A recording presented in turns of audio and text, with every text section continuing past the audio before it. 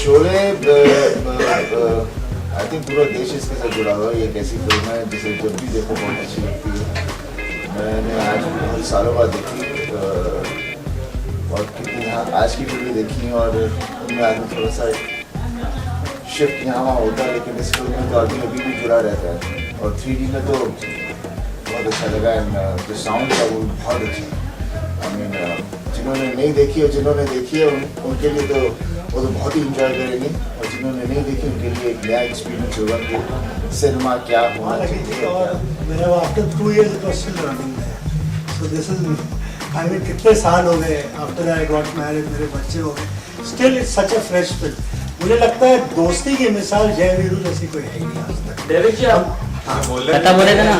और ये अभी भी हम लोग अपनी पिक्चरों में मैंने यूज किए हैं, क्या Basanti, Gabbar, I mean this character the unbelievable and see the writing, dialogue, Salim Javed outstanding, Ramesh Sippy, R D. Burman, they all, मुझे ऐसे लगता है कि इतने साल हो गए, जब दोबारा बारी is good for the youth, they miss out something, उनके लिए बहुत बड़ी बात है टू सी दिस।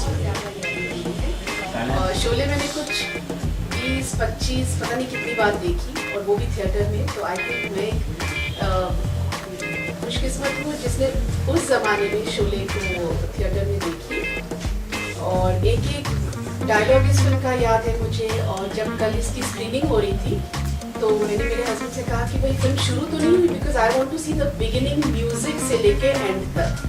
वो जो म्यूजिक बिल्कुल कानों में गूंजता है, तो मेरे लिए तो Sholay is really a close film, close to my heart film, because मैंने इतनी बार फिल्म देखी है और all the actors have done a brilliant job and no words.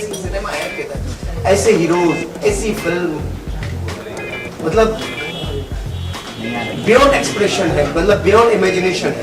इसको इमेजिन एक्सप्रेस नहीं किया जा सकता। धर्म जी, अमिताभ बच्चन,